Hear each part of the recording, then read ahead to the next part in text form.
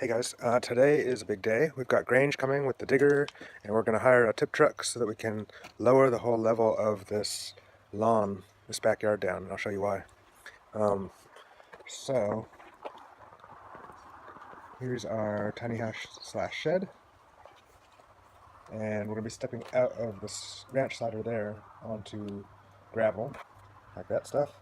We really want our level of ground to be that level so that it's lower than our ground level, and it's going to be sloping down and draining out that way. So we dug out this by hand. However, all this is a bit high too.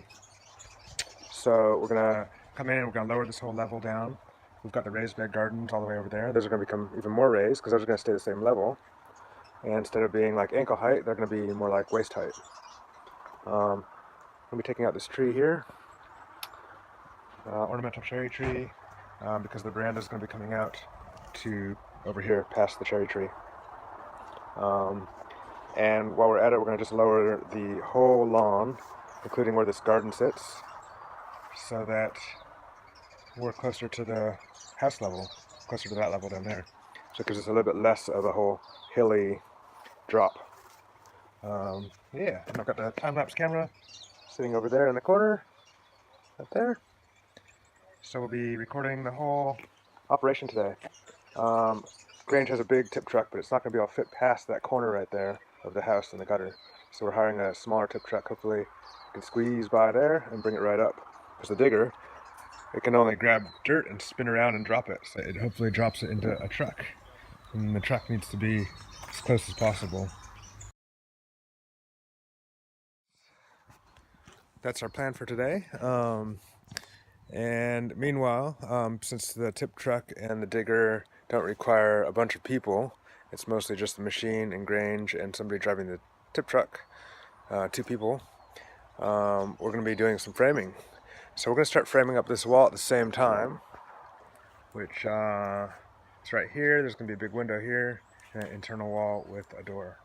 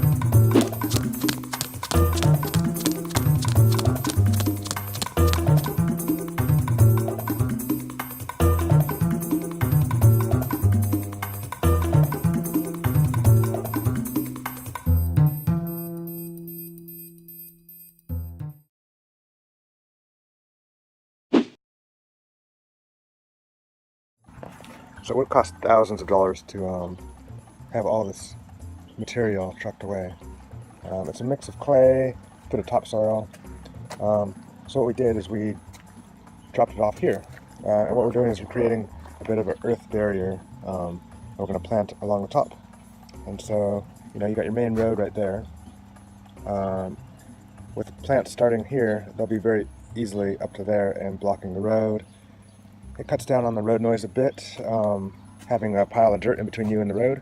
So we're trying to take this material that would be a waste and a cost and turn it into a resource. And that's what we always try to do with permaculture and just with general common sense and doing things intelligently. So That's what we've got here. We've had to make a little bit of a drain. You can see the water is pulling up a little bit, not too bad. So we drained it around the edge there. And then the idea is we're going to fill this in with more gravel. And so that's not low point anymore. But as far as parking, we've lost some ground, but there's plenty of parking still. There's about spot for about 4 cars here, another 3 cars there. So yeah, that's our dirt there. Quite a lot of material, a lot more than I was expecting. So I think a lot more than any of us were expecting. But yeah, there it is. Okay, so we're on Saturday now. I think Grange came on Tuesday, I believe. So we had a big storm pretty much starting that night that all the earthwork was done. It got really muddy. We're having a hard time getting the truck up. That was really hard to get up. That's muddy hill. But we did it. The help of Grange with the digger pulling the truck up sometimes, quite a few times. And we didn't dig out that up there. That's on the garden, but we'll probably bring that level down a little bit. We're using this as a buffer to stop any water infiltration from coming in and getting into that lower section, which is where the house is. And we just had too much material to move anymore. We ran out of time, and we didn't really have a place to put any more dirt. So, as you can see here, we've got a nice pad. We're going to build up raised bed wall there. You can see, let's see if I come back here, you can see from here, the level drops down, and then down, down, down, down, down, like that. That's exactly what we're looking for, really. So Grange did a great job with all that. We got our wall framed in, right there. And yesterday we did this internal wall. It's not totally finished, it needs a little bit on that right hand side. There's the door, and there's interesting angles up there. Yeah, so now that it's starting to dry out a bit, we're going to take all that topsoil, cover the clay with it, and keep that slope going, but we'll have a topsoil on top that we'll plant grass onto. Before we do that, we'll add in probably some drainage behind a wall that we'll put in. The wall will be made out of sleepers probably, and other things. We might create some kind of corner seat. Oh, check this out.